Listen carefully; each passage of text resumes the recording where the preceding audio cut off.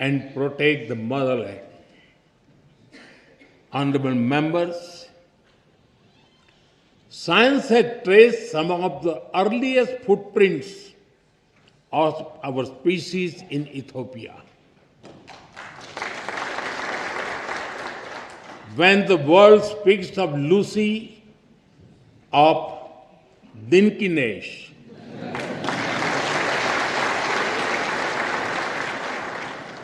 they are not speaking only of fossil. They are speaking of a beginning. A beginning that belongs to all of us, whether we live in Addis Ababa or in Ayodhya. In India, we say, Vasudhaiv Kutumbakam. The world is one family. It reminds us that beyond politics, beyond borders, beyond differences, we share a common origin. And if our beginning was shared, then our destiny must also be shared. Honorable members, India and Ethiopia share warmth in climate as well as in spirit. Nearly 2,000 years ago, our ancestors built connections across great waters. Across the Indian Ocean, merchants sailed with spices, cotton, coffee, and gold. But they traded more than goods. They exchanged ideas, stories, and way of life. Ports like Adulis and Dholera were not just trade centers. They were bridges between civilizations. In modern times, our relationship entered a new era. Indian soldiers fought alongside Ethiopians for the liberation of Ethiopia in 1941.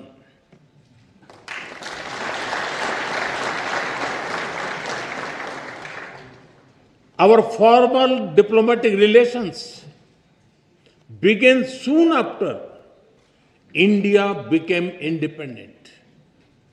But even before embassies were set up, our people had already started writing a new chapter together. Thousands of Indian teachers came to Ethiopia. They taught children in Addis Ababa, in Dire Dawa, from Bahirdar to Mekele.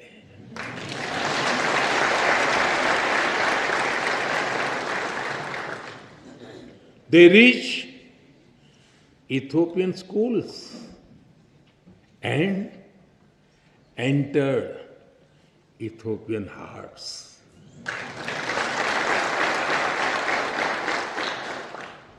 Even today, many Ethiopian parents speak warmly about Indian teachers who shaped the future of their children. And just as Indian teachers came here, Ethiopian students also traveled to India, seeking knowledge and friendship. They went to India as students and returned home as the builders of modern Ethiopia. I am told that some of them are present here in this parliament right now.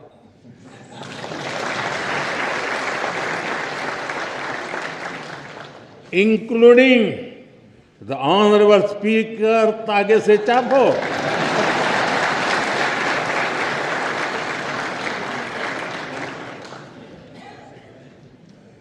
They have also played a special role in building our people-to-people ties because they introduced Ethiopian cuisine in India. In India, we also enjoy eating Sri Anna, millets like ragi and bajra. So, the flavor of Ethiopian taf is very comforting for us. And since we enjoy eating the Indian thali, the European bayanetu also feels very familiar to us.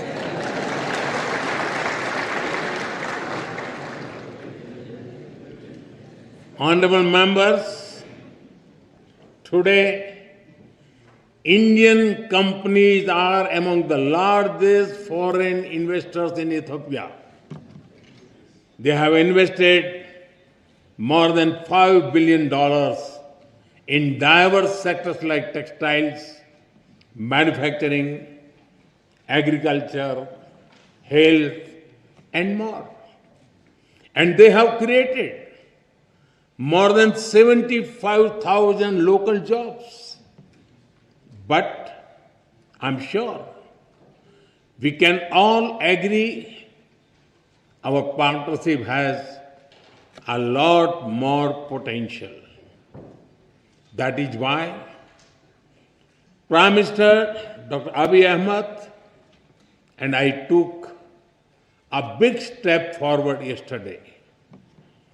We have decided to elevate our bilateral relationship to the level of a strategic partnership.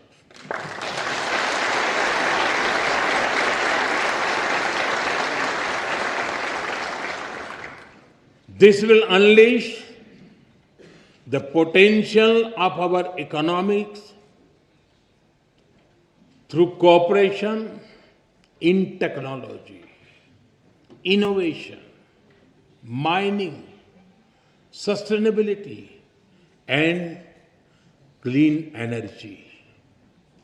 It will also secure the future of our peoples through cooperation in food security, health security, and capacity building.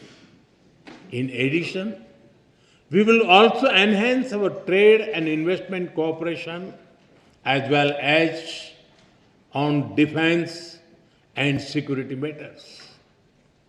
Honorable members, as developing countries, we have a lot to learn from and offer to each other. Agriculture forms the backbone of our two nations. It feeds our people. It sustains our farmers. It connects tradition with innovation. We can work together to develop better seeds, irrigation systems, and soil health technologies. As climate change affects rainfall and crop cycles, we can share knowledge in climate resilient farming, from dairy farming to farm mechanization, from millet research to food processing. Together, we can help our farmers prosper. Honorable members, in India, we have built a robust digital public infrastructure.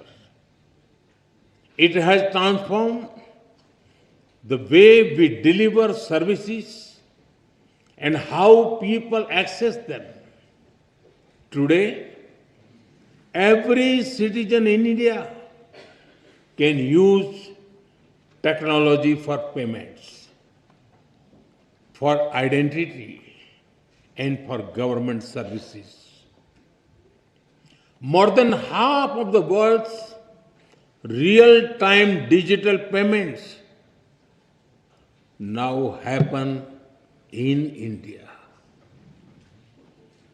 Welfare benefits worth over $500 billion have reached hundreds of millions of beneficiaries directly in their bank accounts without leakages or corruption. 3 times every year, nearly 100 million farmers receive financial assistance at the click of a button.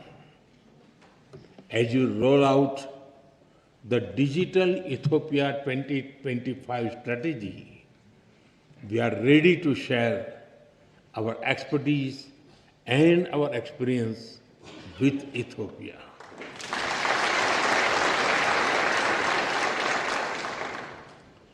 And we are honored that you have picked India as the trusted partner to develop the data center for your foreign ministry. Honorable members, India is known as the pharmacy of the world. During the COVID pandemic, the entire world was worried. It was a very difficult time. Despite limited resources, we consider it our sacred duty to humanity to do everything possible to help others. India sent medicines and vaccines to more than 150 countries. It was India's proud privilege to supply Ethiopia with over 4 million vaccine doses.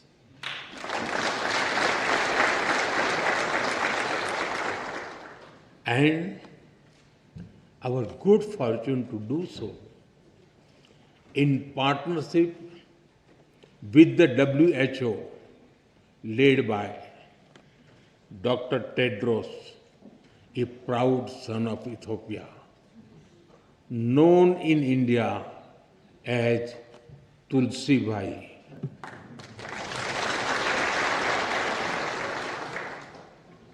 I'm glad that our healthcare cooperation is growing from pharmaceuticals to hospitals and from traditional medicine to telemedicine. We are committed to strengthen our health security cooperation further, from provisioning of new equipment in hospitals to capacity building to healthcare professionals. Honorable members, Ethiopia sits at a crossroads of Africa. India stands at the heart of the Indian Ocean.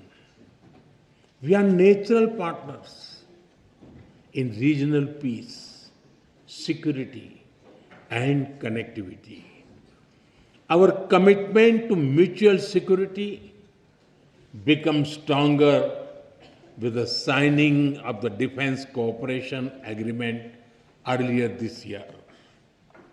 This arrangement focuses on closer military cooperation. It includes collaboration in cybersecurity, in defense industries, in joint research, and in capacity building. I take this opportunity to thank Ethiopia for your solidarity after the terrorist attack in India in Pahalgam in April. I also thank you for receiving our all-part party parliamentary delegation so warmly and for affirming the commitment of zero tolerance towards terrorism. Honorable members, as vibrant and diverse democracies, we both understand that democracy is a way of life and it is a journey. It is shaped sometimes by debate, sometimes by disagreement, but always by belief in the rule of law and the will of the people.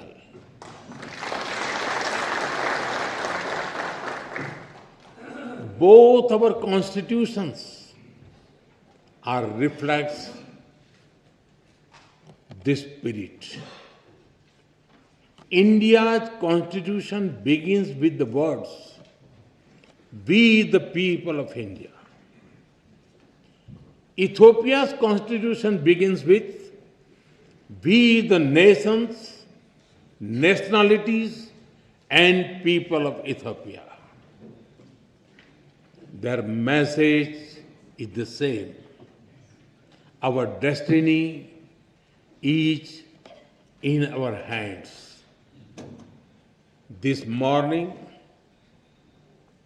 I had the honor to lay a wreath at the Adwa Victory Monument.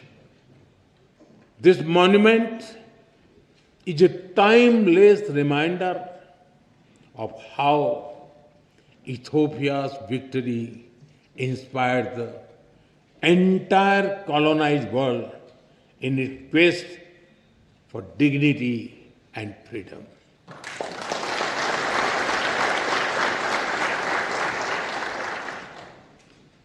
And in these times of conflict and uncertainty, it is a reminder that the people of the global south can stand up for themselves.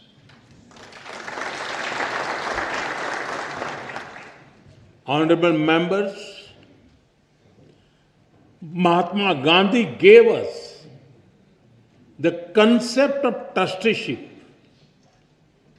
We do not own this beautiful planet and its resources. Instead, we are trustees who must take care of them and pass them to our children. The spirit of trusteeship that guides India's Ek Ped Maa Ke Naam, a tree for mother. A tree for mother initiative is also reflected in Ethiopia's Green Legacy Initiative.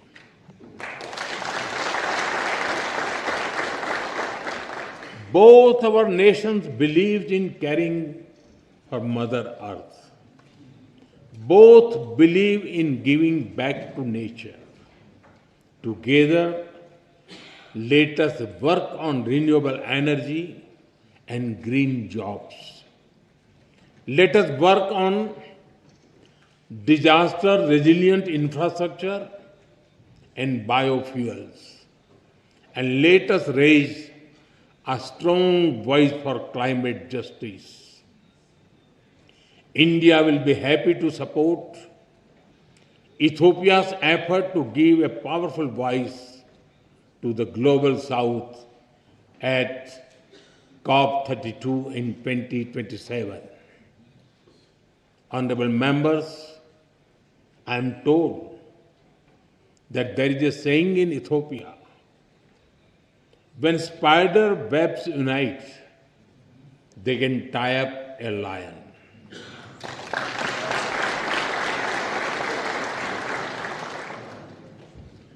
We too believe in India that man mile to parvat bhi rasta de dete hain. When hearts are united, even mountains give way.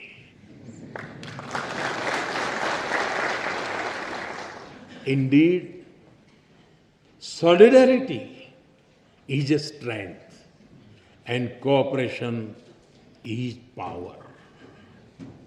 And today, as nations of the global south, as ancient civilization, as friends, India and Ethiopia are standing together.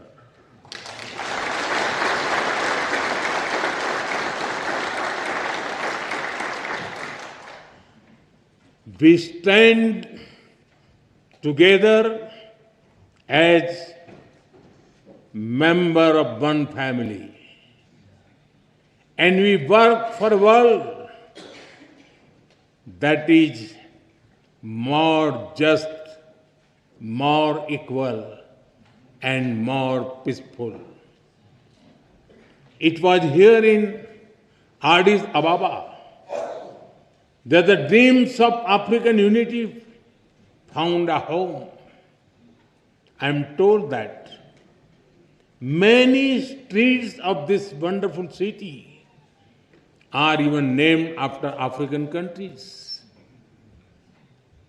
On the other side of the Indian Ocean, it was in New Delhi that India was honored to welcome the African Union as a permanent member of the G20.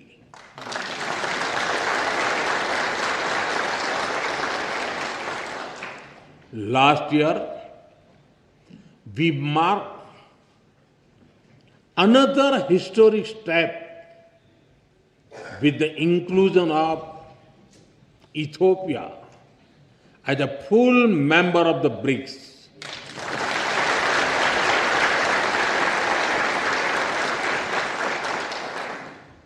In fact, over the 11 years of my government,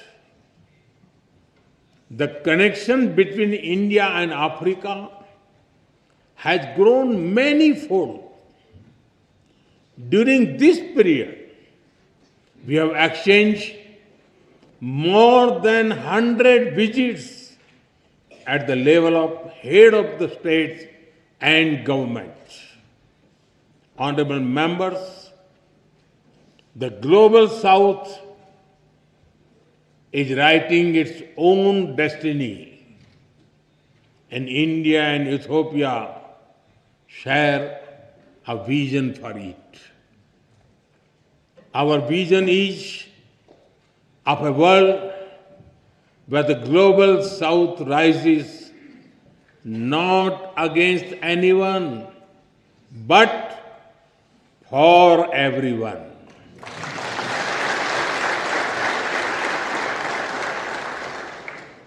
A world where development is fair, where technology is accessible, and where sovereignty is respected. A world where prosperity is shared and peace is defended. And a world where decision-making reflects today's reality, not the world of 1945. Because the world cannot move forward if its system remains locked in the past. That is why India has emphasized a global development compact. It will prioritize technology sharing, affordable finance, capacity building, and trade of sustainable growth. That is why at the G20 summit in November, I called for an Africa Skill Multiplier Initiative to train 1 million trainers. It will build local capacities and help your efforts towards inclusive and sustainable development. Honorable members, my personal association with tea is well known, but it is impossible to come to Ethiopia and not mention coffee.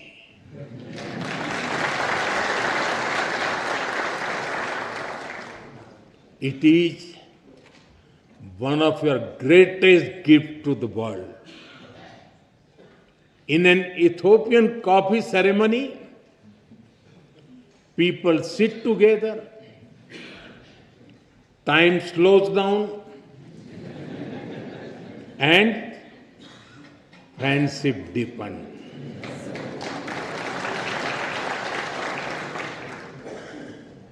In India too, a cup of tea is an invitation to talk, to share, to connect. And just like Ethiopian coffee and Indian tea, our friendship is brewing strongest. Today, I stand before you among sisters and brothers with a deep sense of gratitude and bright hope for the future. The future is calling, and India and Ethiopia are ready to answer.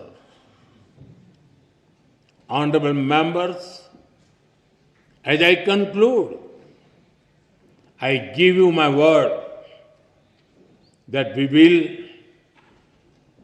work together as equals.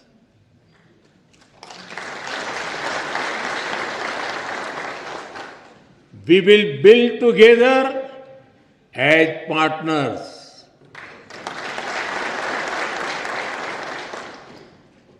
And we will succeed together as friends.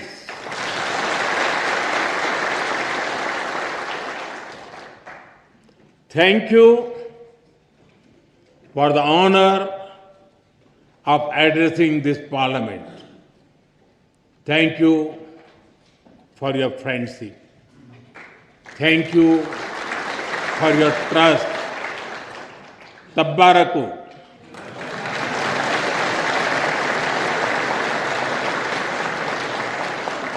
Dena hunno. Am sagnalo. Thank you.